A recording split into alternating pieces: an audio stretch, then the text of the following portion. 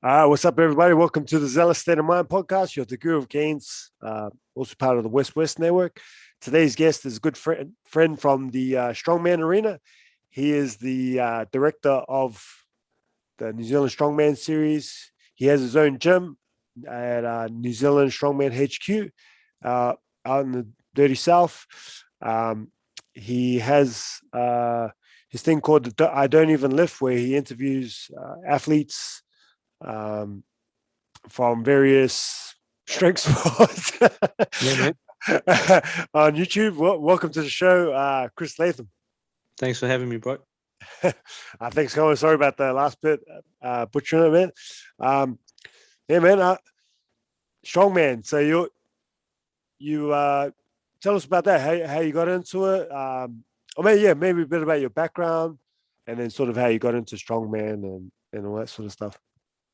Yeah, man. So I kind of grew up normal life like anyone, been playing sports all throughout school and right the way into high school, and finished high school and decided that I wanted to get into exercise science. So I studied after high school, then ended up getting a job in a commercial gym in Papatoetoe. Worked there for 5 or 6 years, 6 years, I think. Getting into Strongman, I watched it as a kid around Christmas time. Used to be on ESPN, World's Strongest Man competition. Always was kind of interested in it. And then when I started in the gym, I was about 17, 18. Started weight training. Originally, my intention was just to improve my body composition, like bodybuilding style training, but then started lifting heavier. Really enjoyed lifting heavier. And I thought, well, what can I do next? Entered a few powerlifting competitions. I was particularly good at bench pressing around that time. I had a few Auckland junior records in a couple of weight classes for Auckland powerlifting. And then decided I wanted to get into competing in Strongman. At the time, there wasn't really any gyms in Auckland for it. There was one, which was in Otahu, was Dale Shepherd's gym, which was the Miata gym. Other than that, people used to go and train at Matt Rossiter's house. He used to live in Titirangi. Back then, there was maybe 10 or 12, a handful of people in the country even training Strongman. So that's how I kind of got into it, was through training at Matt's and competing in New Zealand Strongest Man competitions. What year was that? Oh, man, I don't know. It was after I was powerlifting, so maybe 2012. 13, something around. My first training partner for Strongman was Matt Ragg. We used to train at where I worked at Alan Brewster. But then, getting into the competition, I'd say 2013, something like that. But then I ended up, how I ended up getting into running events was I injured my back and quite badly, and then carried on training on it, competing on it. Got a couple of cortisone injections, wasn't really getting any better. Carried on lifting, carried on competing, and it got to the point where I couldn't really function daily life. So I ended up getting a spinal surgery. Wow, I didn't know that. No, well, there you go. Had a discectomy surgery on my back, and kind of got told like, oh, you'll never lift weights again, that sort of thing. I was very diligent with my rehab and listened to exactly what the orthopedic surgeon said. And obviously I'm back into lifting now, but around that time period, I still wanted to be around the sport, around the people and around the sport. Like I said, at the time, there wasn't really much going on. There was a few local comps, but not really much with regards to weight classes. There wasn't really any really women's events and things to speak of. So I decided for fun, I would run a competition, and never had the intention of it turning into what it's turned into, which is all around the country now, and nearly 500 athletes over 6 years have competed and across the competitions. So we ran that first comp at work at Alan Brewster. And that was all, I had, like I said, didn't know how I was going to go, rounded up people that I knew that competed, got some people that never competed in Strongman before. Ran that first one, managed to round up a whole bunch of sponsors, and they got behind it. And basically at that point, you're trying to attract sponsorship. You're just trying to sell them an idea. You've got no history. You've got no imagery. You've got nothing. It's just, this is an idea in my head. I think it would be cool. And we got a lot of sponsorship. But to this date, like 40 odd comps later, we got more media coverage for that competition than any other. We were on the radio, we were on Crowd Goes Wild on TV. Wow. All sorts of, yeah, bro, it was huge That first for what it one. was, for the first one. And it was just open men's, one class, 4 events, and that's how Strongman was back then. But overseas, America, England, and even into Australia a little bit, it had started growing with weight classes. Around the time that CrossFit was really taking over the world. It kind of really benefited strength sports, weightlifting, powerlifting, and strongman. With CrossFit was a big reason behind people trying to be interested in the different disciplines. So we ran that first comp, and that's how it got its start. 6 years ago, roughly. Yeah, we're into the 6th year of competitions now. Yeah. And then like after that first comp, we had a couple of girls from the crowd come up to me in the breaks and said, "Have you ever thought about running a women's class? Because there's nothing really out there for us." And those 2 girls were Suwaya and Sharon. Oh, okay. Obviously, Stan being Suwaya's sister, Suwaya's brother, sorry, he'd just competed in his first comp, which was on that day. Said, "Yeah, for sure, we'll chuck in a women's class." So we put in the women's class. That was the second event we ran, was at a CrossFit gym in East Auckland, CrossFit East Auckland. We ran that comp, continued the momentum. They wanted another competition, so we ran a third one that year, like November-ish, and we added an under 105 men's class for the first time.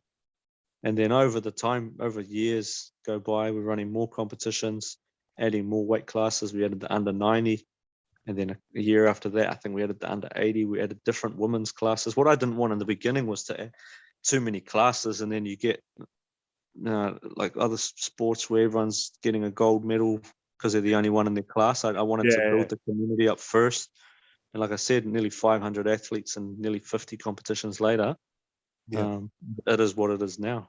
Yeah, man, that's a cool story. Just going back to the first one, like, did someone ask you to do the comp, or were you just like, oh. Yeah, bro? It was a perfect cocktail of things that led to the first comp. Was obviously me being injured, recovering from the surgery. I had heaps of spare time on my hands. People back then they'd been doing the same events, same disciplines in the events for years, and they wanted to do some more different stuff that they'd seen internationally that we hadn't really had access to. And in the past, we'd said to different promoters like, "Oh, can we do this?" And then kind of got the response like, "Oh, if you want that, then just do it yourself." And you hear that enough times, and that's what we did. What was some of the stuff you'd done before then? Like, were you a bit of a risk taker before that, or like, because it's personally, sort of a big, sort of a big thing to run a comp. So yeah, what was your sort of thing? You touched on it briefly, but I guess my personality type is like just do it, like go for it, make it happen. I wasn't nervous that it wasn't going to work out, and I'm still not to this day. Every time it gets bigger and we do all these massive shows and things like that, it's funny because I'm not I don't know, I wouldn't describe myself as a great people person. To say the least. Yeah, I keep to myself. And I try to keep my circle small and things like that. But I go into these meetings and just ask, we need this, this, and this to make it happen. And the worst they can say is no, because people would always hit me up and say like, "Oh, bro, how did you get so and so as a sponsor? Or you got this big sponsor?" And you ask, and if you get turned down 99 times out of 100, but if the one of them says yes, then you look like a success story for sure. People don't really broadcast their failures, eh? Yeah. Broadcast when you get it right. So no, I wouldn't describe myself as a big risk taker. I just have an idea and we'll bring it to fruition, and that's how it started. That's how it happened. What were you like as a kid? Which school did you go to in there? For high school, I went to St. Kennigan. I actually went there on an academic scholarship. Would you believe? Oh, what were you good at school-wise? Everything. Was there any intermediate. particular thing that there's usually one or two subjects? This is the funny thing. The subjects I studied in my last year of high school weren't relevant to what I did when I went to do tertiary education. Yeah. My intention was always to do commerce and get into economics or accounting or something like that. So my subjects were accounting, economics, history, English, things like that. Was that your thing or your parents like sort of? A bit of both. Like I was good with numbers, but yeah, my parents obviously wanted me to, get a good job and get into commerce. And then when I told them I actually want to do exercise science, it was a bit of an interesting conversation because it's kind of out of nowhere. Disappointment. No, I don't know. They're supportive, bro. But there was kind of like a bit of a, oh wow, where did that come from? Because around that time, Were you athletic? I was always in sport, but by the end of high school, I started going to the gym for the first time, like properly going to the gym. Why did you start going to the gym all of a sudden? Who knows, bro? Because I was torn. This is how different my life could have been. I was torn between, am I going to go to the gym and lift weights, or am I going to go and box? Those were my two. Yeah. And I went to one boxing training, and then I went. It was hard to sign up to a gym. Would you believe this is how it was back then, like 2008, 2009, something like that? I went to a gym, normal council gym, and they said the gym's full. There's a waiting list. All right, this is Lloyd Elsmore, the commercial, the pools in that, and Auckland Council gym is full. You can't sign up. What? Yeah, bro. This is pre-Jets, pre-Snap, pre-anytime. They're always trying to get as many as they can, eh? It didn't exist, bro. There was no competition. They were like big dog. But what I found out from someone is if you join one of the other community gyms, you can have access to any of the. So that was going to be my loophole, my way to get into a gym. Like, who would have thought it'd be so much hassle to get in the gym? So I went to Otara. So I went to Otara and signed up there, like 17, something like that. And my intention was then just to go and train at Lloyd Elsmore. And then I didn't. I just trained at Otara, and that's where I first started. My first trainer, I had two trainers, I think, in the beginning. My first trainer was Danny Namani. Oh, wow. Yeah, bro. That's good. That's a bit of a funny story. So he's like the first person to show me like squats and deadlifts and things like that back then. And then I ended up training somewhere else, I think, later on, and he was doing his weightlifting thing. And then like 5 years later, I ended up training powerlifting and weightlifting with their crew. So before he opened his CrossFit gym, we had a little crew, was Otara Barbell Club. I don't know if you remember. And that's while he was still coaching out of Taumata and CrossFit Manukau, CrossFit 275. So I met him again then years later at a powerlifting comp. He said, come and train. So we ended up training there. And then he opened his gym. And then a few years later, I started running the competitions. And now he's competing in my competitions. And it was just such a buzzy, like I met him, 7-8 years before that. And then here we go in full circle. And he's competing under my umbrella. It was exciting. So yeah, that's how I ended up in the gym. Couldn't get in, and then started lifting weights. I thought, man, I love this. I love getting stronger. I love the whole process, and that's why I decided this is what I want to do with my life. Was it because you were short? Did you like? I don't know what it was, bro. Nah. I don't think I was naturally like a impressive specimen of a body. I'm quite naturally quite a skinny guy. I think skinny fat. Like the worst type of body type. I'm not lean. Like when I was under 70 kilos, when I was 60 odd kilos, I still didn't have abs or anything like that. and I've been up to nearly 100 kilos and back down, and I don't know. Wow, that's cool.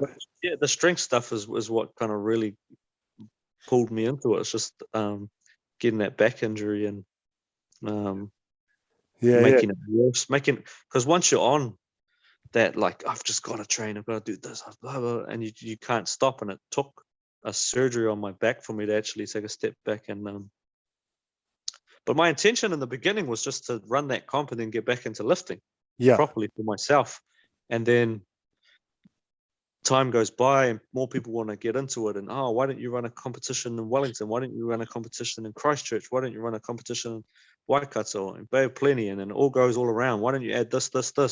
We're linked up with overseas competitions as a pathway. I've done all these different things like pulling trains and working with the Air Force and pulling airplanes, and done all these crazy stuff with external shows and facilitating trainings and things like that. Like we used to have the trainings at Dave's gym, and you might have back then like 20, 30 people turning up to a training session. So then my training goes on the back burner for sure, because I'm always trying to facilitate it for everyone else. And then fast forward, so I was opening our gym 2.5 years ago, and that's kind of continued. I've had more time to train.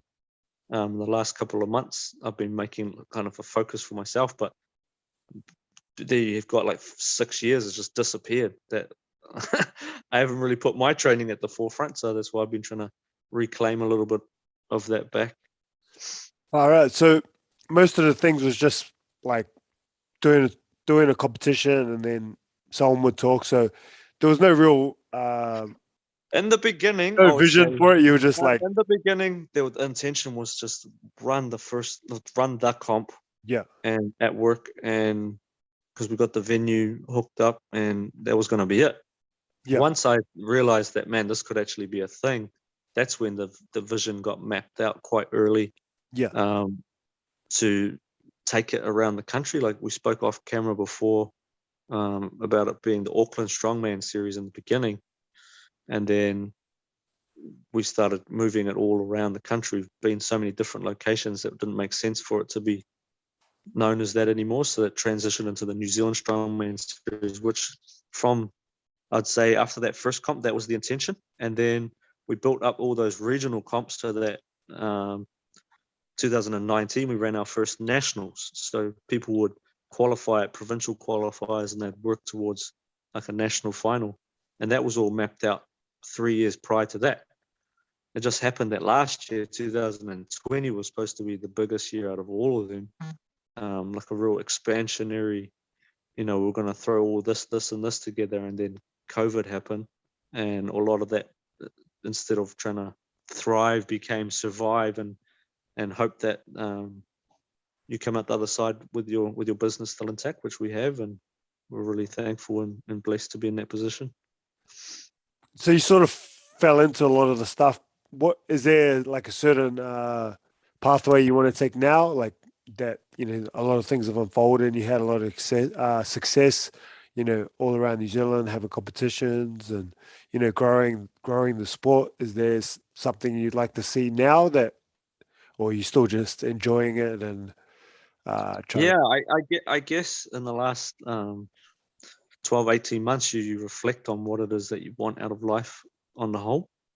So if you would have asked me 18 months ago, I was still, man, we've got to get this bigger and bigger and better and better. And I guess that still is the focus. You want to have the most polished competition you can get with the best athletes and the best pathways for competition. Build the community, which is still definitely the focus. But like we spoke off camera about before, just making sure that your life is balanced. Obviously, family stuff and your own personal selfish ambitions. You don't want to see too much of your life pass you by being busy, and then all of a sudden you haven't done some of the other stuff you want to do. So of course we still want to continue trying to push the sport, continue to grow the numbers and the quality now. Even if you look back 2 years, the quality of the athletes now, some of the lighter weight classes are lifting what the 105s were a couple of years ago. Yeah. And the women are lifting what the under 90s were lifting a couple of years ago. It's crazy how the level has improved. So just keep pushing that, keep getting people involved in the sport, and see where it takes us. We just got to navigate a pandemic before we can put the foot to the floor again and see where it takes us. We just got to keep working around these lockdowns. Like our next comp is the end of next month. Who knows what's going to happen with that? And then we've got, I think, 6 to round out the year. And we'll just work around COVID and see if we can survive another calendar year. Yeah. I did a couple of your competitions, and even within those 2 competitions, I saw the sport grow. Yeah, man. Because the events are usually some time apart.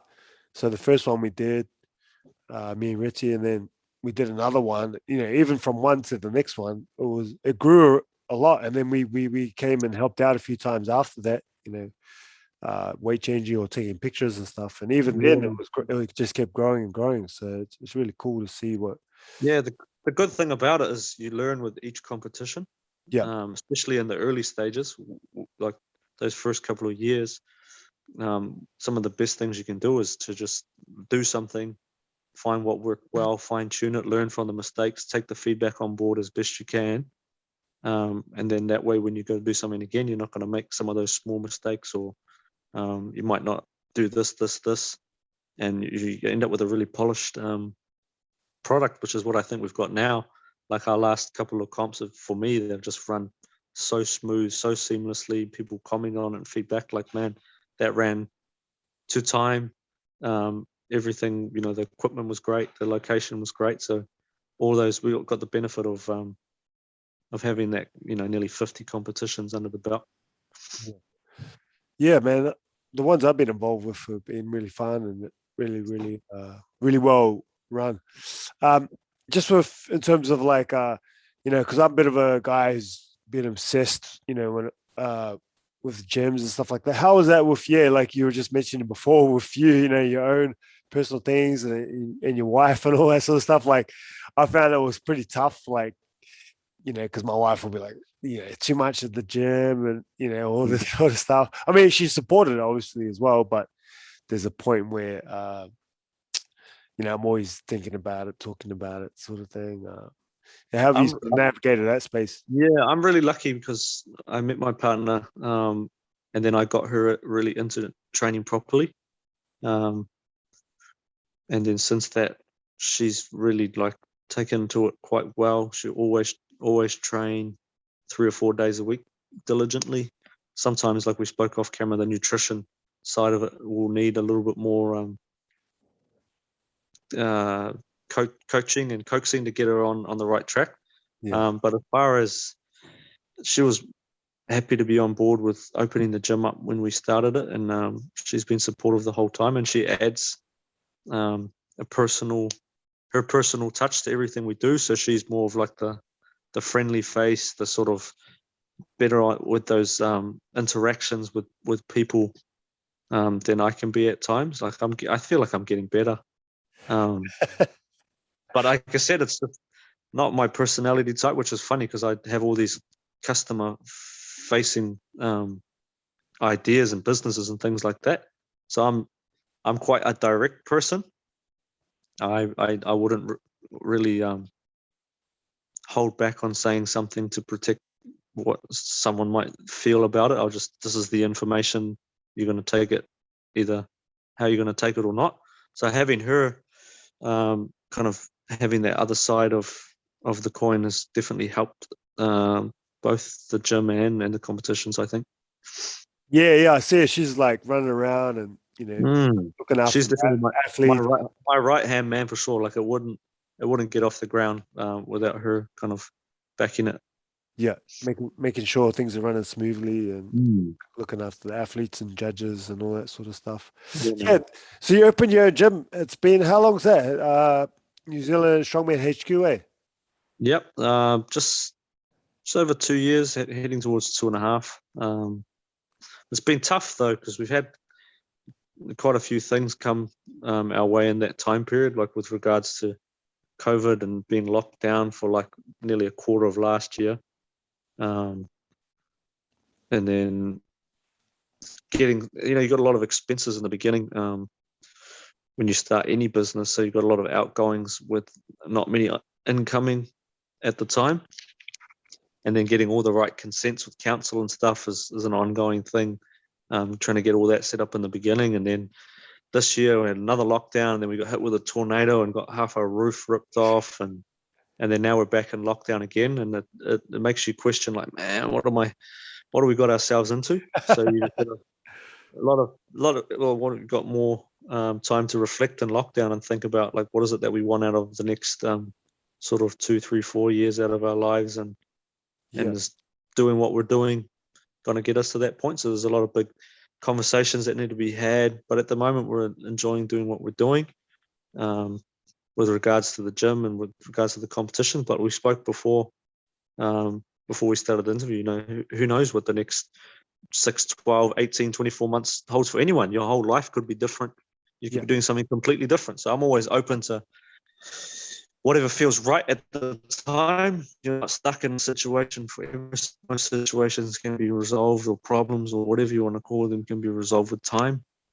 I don't feel like anything is set in stone forever. Like you spoke about yourself and your transition away from running your gym and into doing what your passion is and what you're enjoying doing right now. You might not have seen yourself doing that, so we'll see, man. All I can say is we'll see.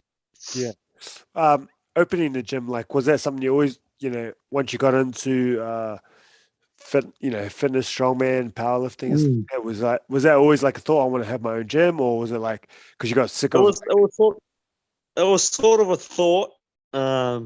We went to England for a month, and we kind of had a holiday and a tour around, and we talked about it for a long time. People were like, "Oh, bro, you need to get your own gym. Oh, you should open your own gym." And it was like a combination of things. Just one, having way too much equipment for the comps, and just personally, I had stuff at my house, I had stuff at my parents' house, there's stuff at Lay's house, there was stuff spread around gyms all around Auckland, and I had some in a storage unit. It just got to the point where there's too much, and I just wanted somewhere for everything to be consolidated. And obviously you're lucky to be in a position to be able to store equipment and run trainings out of other people's facilities, but it is good, especially for my personality type, to just be in control of how everything runs, and just little bits and pieces that we weren't kind of happy with, that we were hoping, if you could do this, it would make where we were a little bit better, and it didn't kind of eventuate. So we decided, what will be best will be just to open up our own spot and see how it goes, and that's kind of how it all came about. Is people saying, do this, you should go for it, and we went for it. Yeah. Oh, nice, man. That's cool. To have a shot like that. Everyone thinks you just sort of. How does people think? Like, people used to think that we just sort of mucked around and stuff like that, but you yourself would know there's a lot of stuff that you got to do behind the scenes, and a lot of man. things There's to take care of, a lot of hats you got to a wear. lot that goes into it. Yeah, a lot of hats you got to wear, and a lot of jobs you got to do that people might not notice or even understand that once you factor in the amount of time that you put into running a gym and trying to do it well, it pays you way less than minimum wage. That's for sure. That's for sure.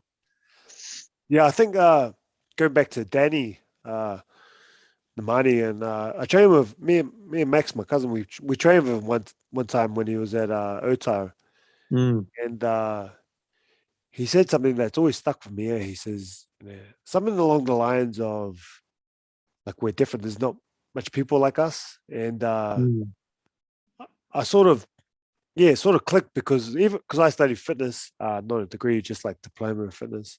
But like, I would be probably, I think I was the only one who would train at like lunchtime, and then we'd have class afterwards. But if my session ran over, I would finish my session and like shower up, like just, and I wouldn't miss things, and I wouldn't be late to stuff. Like if it was around training, but if it was class, I would. And there's heaps of other examples of just training, like, I don't know, certain dates when other people wouldn't, or certain times, or not missing when other people would miss. And then running a gym, like, it's not the most glamorous thing. And, you sort of like from the same cloth that you find people like that, Danny and yourself. Even when I had Dave Nanai on the podcast as well, some of the things he went through in his journey, just, it's just the love of it. It's hard to explain, It's hard to explain the iron, or whatever you want to call it, obsession. Yeah, I remember talking to Danny before we opened the gym, and he was one of the people that was saying, like, for sure, go for it. Like, if it's what you want to do, then who better to do it than you guys? So, and in regards to like what you're saying about missing things for training. I was that guy, man, for like the most part of my adult life. I'm trying to be better now. Yeah. I think I am better now.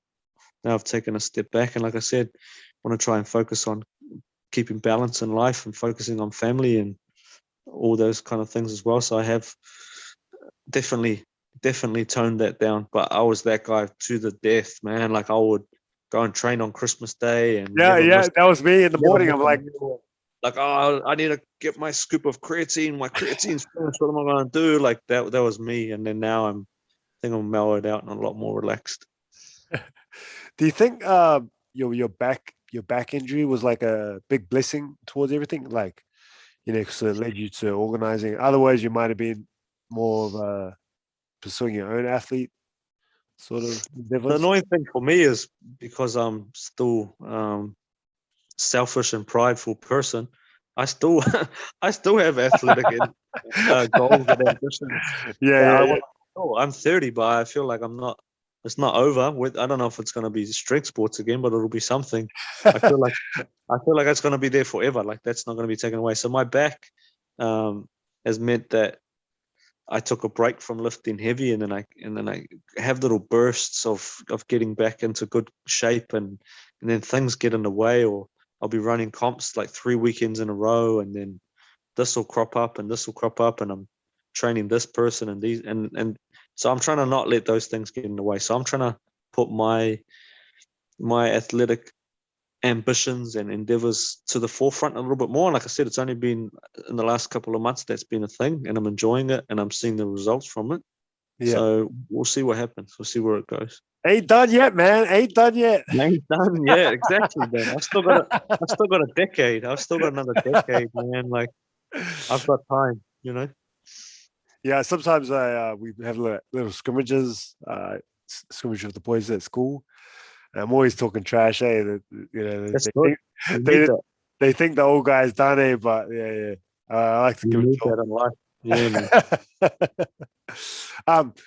If you did sports science and stuff like that, how does your programming and planning around training, like it seems from the outside, maybe the perception is that it's not that well thought out, like strongman training and stuff like that. But it's more, you just lift as heavy as you can. But hey, yeah, how do you think about it and structure your training and stuff? Yeah. Depending on where you go, you might get a bit of that. That just like max out all the time, lift heavy all the time. That's never been what I've been about. And even from the very beginning of training, I would definitely steer people away from that sort of training. There's people out there that will let you just do that and will tell you to do that, and then those people end up just getting hurt or spinning their wheels or ending up going somewhere else. There has to be, man. There has to be some thought and science applied to your training. Like you have different blocks and different periods of training for different purposes. If you're in competition season or if you're in off season or whatever it is. So everyone that I program is based on, I would say movement quality first. Like people will come to you, they might be able to move a weight from A to B, and it might be strong, but it might look like absolute dog shit technique wise. And do they want to take a step or two back to take 10 steps forward? Yeah. So try and clean up the movement quality, and then just managing load and intensity and volume and frequency, and getting people to progress. Whether it's because I program for powerlifting, I program for strongman in a similar way. It's just manage the fatigue. Well, I do a lot of RPE based programming, manage the fatigue and the volume, and try and stay injury free. That's my big thing as well. If you can stay injury free, you'll progress in the long term a lot better than someone that might get strong real quick in 6, 10, 12 weeks and then get hurt and then go back. And then, so yeah, definitely a lot of thought goes into it. Yeah. 2-3 days, I guess you just mentioned, like, depends on the time of the year, but do you have like a rough template, like for myself, squad when you program for your competitive that really depends, man. Like it varies. I might train someone from as little as 2 days a week right up to 5-6 sessions a week. It really depends on their training age, what their goals are, how far out from competition they are, if body weight, what their gender is, all that kind of stuff comes into it. Yeah. Existing niggles and things like that. So yeah, I'd say general rule 3 to 4 sessions a week. Yeah. But like I said, I've programmed less and I've definitely programmed more as well. Yeah. Do you think the power lifts are a big part of the strongman, like in terms of just the foundational strength? They should be, man, for sure. Yeah. It's squat, deadlift, pressing like that. That all carries over big time into strongman. If you've got strong legs and a strong back, strong shoulders, then you're going to do pretty well across the board. All you need to add in is just being able to move and a bit of conditioning, and you'll do real well. That's why CrossFitters come across and do so well in strongman generally, is that they've got that strength base. They might not be as strong as a powerlifter or as power driven as a weightlifter, but they've got they do all right across the board with regards to being able to be fast and fit and stuff as well. So CrossFitters usually transition. I always sell it to CrossFitters strongman and just say it's heavy CrossFit without the gymnastics. Yeah. And that's pretty much strongman. It's very similar. And people bag on CrossFit. At the top end, I don't know why. Like competitive CrossFit at the top end is super impressive. I wouldn't bag on that at all. Yeah, I love the doing strongman or like doing CrossFit with strongman movements. Yeah, man. Well, look at the games the last couple of years. Yeah, heaps of it. Heaps like of it. A toned down strongman comp. Yeah. Yeah. Do you think we have some athletes now that can compete on the the big? I guess they are on the big stage already. Yeah, like there's all those top guys, like you've got Colm and Matt Ragg and people like that. Stan is bubbling under that level, and even new guys coming through like Tiano and them definitely have a big future.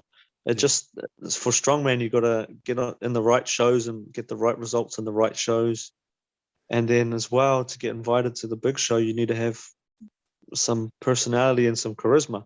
So something like World's Strongest Man, you got to remember that's a TV show first and foremost, and it's a competition second. So you have guys that are way stronger than some of the guys that get invited to it, but they just have no interesting backstory or no charisma, but they can't work the crowd, they can't work a camera.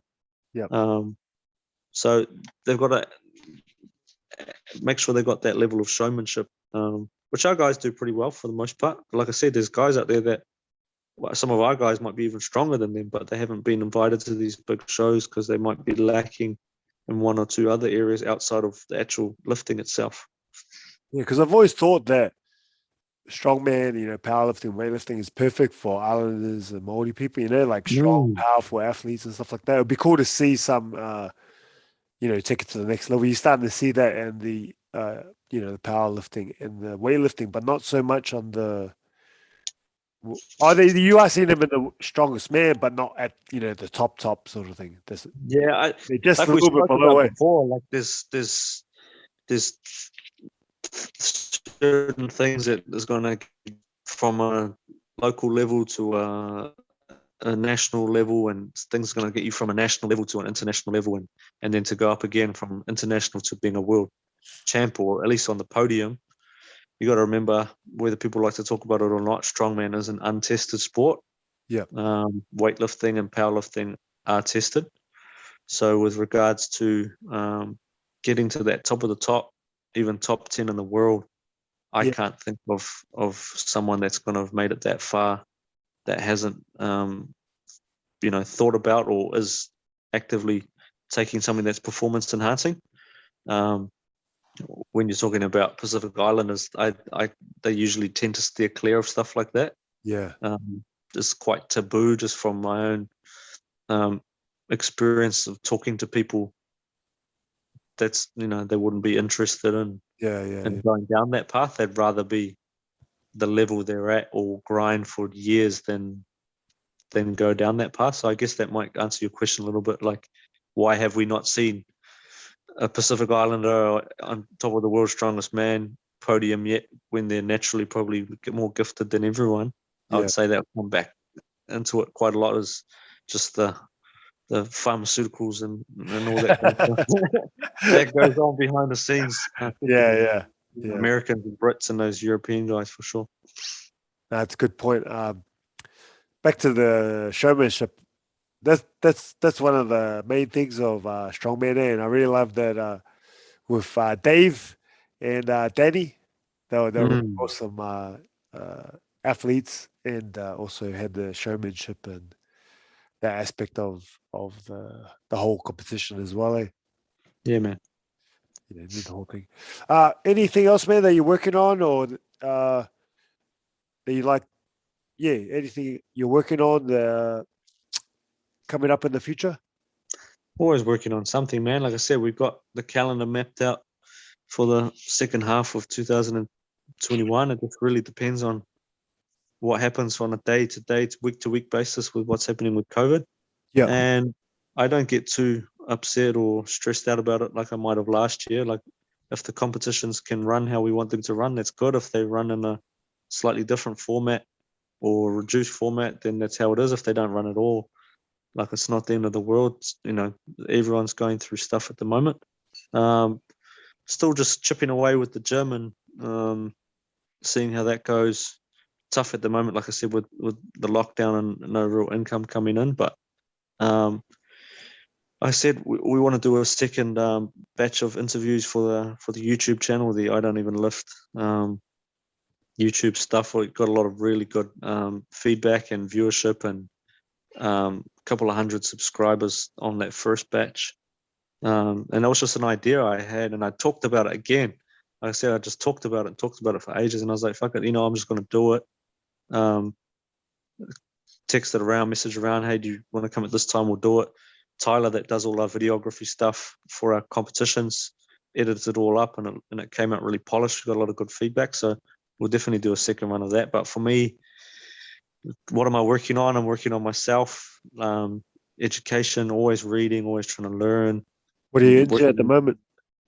I'm trying to buy a house, man. So I'm reading anything to do with investing, anything to do with real estate, whatever it is. Crypto. Yeah, no, maybe not so much crypto. Crypto is really the Wild West right now. It's quite unregulated, and that's like the lottery for me. And then working on my own personal goals. Like I said, I'm enjoying getting my body fat down and doing some higher rep range work. So who knows what might happen in the future? Maybe I'll jump into a bodybuilding comp, natural bodybuilding comp, or who knows, something like that. And like I said, our main thing right now is want to get into our own place, buy a house, have some kids, and kind of put family at the forefront a little bit more. Yeah. I've lacked in that department in the past. I just turned 30 last month. Midlife crisis. Not so much midlife crisis, just during COVID last year and again into this year, you think like I've been blessed to kind of just live my life how I want to live my life. With regards to, like we talked before, these passion projects that they sound cool in real life, but what do they equate to in a dollars and cents sort of situation at the end of the day? And you would have been through the situation yourself.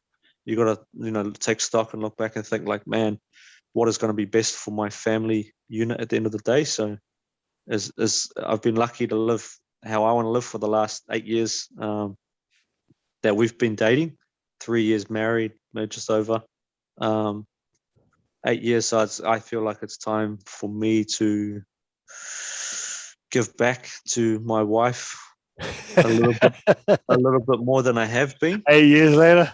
Yeah, man. So she's been putting up with my shit for 8 years. So maybe I need to put a bit more effort into her for the next 8, 20, 40, however long I'm around for. I feel like I owe that to her. I've been very lucky. Yeah, nice, man. Nice. That's cool. Would you do the one with the board shorts or the? I'm not sure, man. Like, I haven't. It's just something that I've just said now, and who knows if I would actually do it. But It'll be something towards the end of the year or early next year if I got in any kind of shape. I'd prefer not to do the board shorts because I do train my legs. So it would depend on what the final package turned out like. Once you strip away that body fat, you're nowhere near as big as you think you are. I've noticed that, like, as the weight's been coming down and the body fat's been coming down, you thought you're a bulky guy, and you're like, fuck, it was mostly just body fat pushing against my stem. Body fat, yeah. I was just a chubby guy. So we'll see. Yeah. Never say never. Yeah. So, man, before we get into the final few questions, just for listeners, check out the I Don't Even Lift Day. It's on YouTube, YouTube? Yeah, man. Check it out. Give us a subscribe. Instagram. Yeah. Yeah, I haven't really been going really ham on the social media for that for a little while, but I might start sharing some of the old videos and drumming up the interest again while everyone's in lockdown. They've got nothing better to do than to like, comment, and subscribe to that. So we'll plug some traffic that way, and yeah. But yeah, check it out at I Don't Even Lift. Yeah, man. I watched some of your old videos, man, like when I was getting into Strongman. Your competition, man, those are awesome. But like, I don't know. Yeah, bro. You need to plug those more, man. Like, cause like they're really well done in your video guy. They're good, eh? They cost a bit.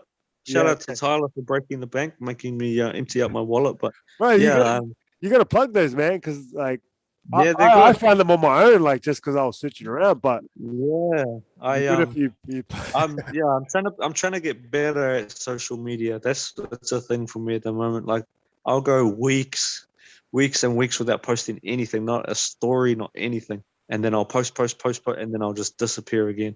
Yeah. To be fair, I know this sounds selfish again. I'll post something on my story, whether it's on the business story or whatever, and then I won't go on social media at all. I'm not a guy that scrolls through Instagram. People will vouch for that all the time. I never, I don't scroll through Facebook. I don't scroll through Instagram. I'll post on my story and then I'll just go off. I spend a lot of time on YouTube. YouTube is like the time vortex for me. Like, I'll quite happily on YouTube for 4 or 5 hours, but social media, and I find it like Groundhog Day. You just see the same people posting the same stuff and saying the same things, and it just gets a little bit tiring. But for running a business, you need to use your social media. So that's why I use the social media. Otherwise, I don't know. I don't think I'd use it that much. Yeah. Well, I'll be like, I got into the vortex of it a bit, but just maybe the last 3 or 4 weeks, I've been like on there a little bit, but I haven't really been posting and stuff like that. Sort of like what you were saying, I was like, there's a lot of repetitive stuff. And I had another guy on the podcast, Digital Discipline, one of my mates from school, Tony Latham, and he talked about it and stuff, and just been thinking about it and just time wasting, and just more putting stuff out there, like positive stuff or creating stuff. But there's a lot of rubbish that can, so I'm trying to be more conscious of my time on there and be more intentional with it. So I just want to live in the real world a little bit more. Yeah, and like figuring it, like you're saying, we've got time and stuff to be thinking a bit deep. Everyone's got the answers to things, but it's just like people don't want to listen. Like everything that we want, the directions, the things that we need to do, it's all around us. It's no secret, but we just don't listen. And so people are putting up quotes and sayings and stuff like that. It's pretty cool. I even do it too, and I'm like, why am I doing this sort of thing? Yeah, I'm not a big quotes kind of guy. But I don't know, just listens. When I see that kind of stuff, I usually roll my eyes. Sometimes they're all right, but for the most part, man. Yeah. Most of this is my observation. Most of the time, the people that are posting the most motivational quotes are the people that have their life kind of leased together. You know what I mean? I see some of the people and I know them personally, and I'm seeing all this kind of stuff, and I'm thinking, shut up! Like, you need this quote more than I do. You need this advice more than I do. Don't be, get your own stuff in order. But anyway. Yeah. Anyway, all right, man. Final few questions, man. Just greatest lessons your parents taught you, mum and dad, or whoever grew you up. Yeah, they taught me a lot of good stuff, but I guess the main one might be is just to listen more. Because when you're talking, you're just repeating what you already know. But if you listen, you might learn something. I guess that would be probably the thing I'd take away the most, is take a step back and listen to what people have to say, whether you agree with it or whether you disagree with it. But you might learn something, and that might benefit you somewhere else in your life. Very wise, very wise. Do you have brothers and sisters, or just you? Yeah, bro, I got one sister. Okay. People think I'm my only child, though. Yeah, behave like one, eh? I behave like one for sure. I'm a very, very self-centered person, prideful person. Don't model your behavior on me. People think I'm an only child, but I do have one sister who's 2 years older than me. I saw you guys, you and your wife went to England. You're Pommy, or you just, is that the Yeah, but I was heritage, born or? there. I was Oh, born there. okay. Yeah, I wasn't sure. If you spoke to my parents, you'd think that they just arrived in New Zealand yesterday. Like, their accent is thick as. Everything they do, they'll go out of their way to buy English, stuff from the supermarket, and had all their friends are English. Like, they're very content living like an English sort of lifestyle, but living in New Zealand. Yeah. Yeah. We usually go back all the time, just because of COVID. We haven't been for 3 years now. But you usually go back every year or two or something. Oh, not every year, but I'd want to go back right now if I could. Yeah. I love going there, but I can't. So here I am. When did you move over here? I was young, bro, like 5, something like that. Yeah. But because all my family's there besides my immediate family, and I love going there. Like, I could quite easily live there, to be fair. Yeah. But not at the moment. They're probably worse COVID than we are. So A lot worse. Yeah, if if I get to the point at the end of this year or early next year, the borders open, I'll probably go for another holiday for sure. Yeah. Did your wife get to know, like, understand why you the way you are, like, more when you went over there? Maybe some of my points of view. She knows I get a lot of my personality from my dad, but she doesn't know where my dad gets it from. So when we went over there, she's like, "Oh, all these people are very similar," and it's not so much of a shock to her anymore. Yeah. Oh, that's cool. So, man, book or something you've read that's had a big impact on your life? I read a lot of books, but I would say, because we were talking about before, I've been trying to be more diligent with my money and learning about that. There's a real short book you can read. It's probably good for kids too. It's called The Richest Man in Babylon. Yeah, I read that. Read it. You could probably read it in a night, bro, or a couple of nights. It's like a financial literacy book, financial advice book. Real easy to read. It's quite short, and it's based around some parables. So it's set in ancient Babylon, and it's financial advice set in the ancient Babylonian days, and it's split into 2 parts. But the first part is 7 lessons to avoid having a lean purse. So you want to have some more money, and it talks about things like always save minimum 10% of what you earn. Control your spending and things like that. Invest, so you get the benefits of compounding interest and things like that. And always save first and then spend what's left over. Don't spend and then save what's left. Just little things like that. And I feel like people could benefit from that so much, because I know so many people that are paycheck to paycheck, and they're broke all the time and blaming other people for it. But I think people need to take a bit more ownership of, and I know I've benefited a lot from it. So I'd say, yeah, that'll be a really good book for you to start on. Oh, awesome. It's got a little thing of what the book's about and stuff like that. Hey, Yeah, man. It's pretty cool. You buy a lot of books and stuff like that? Yeah, I got heaps. Like, in the last lockdown, I probably bought and read like 20 books, maybe. Yeah. So yeah, I'm always reading if I can. If I'm not reading, then I'll be trying to upskill on like YouTube on the similar topics. Yeah. Yeah. What do you tend to read usually? Like, at the moment, like, pretty much purely business books. And because you're in that stage, eh? You're in that I'm stage. on that phase right now, bro. I'm trying to I Yeah. wasted so much time being frivolous with my money in my early 20s that I want to try and make up for some lost ground. Yeah. Yeah, no, I bought a bunch of books as well. I don't buy any anymore at the moment to like read a bunch of them. I just bought them, but I haven't read some of them. Yeah, So I know the feels, bro. Like I might read 3 and buy 7 more. Like it's yeah. So no, that's good. So man, what have we got?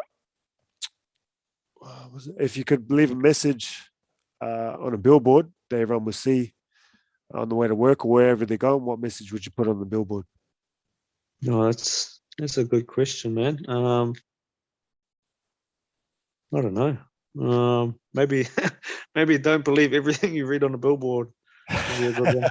Nah, I guess my one would be sounds simple, but just be nice to each other. I feel like Just send the guy.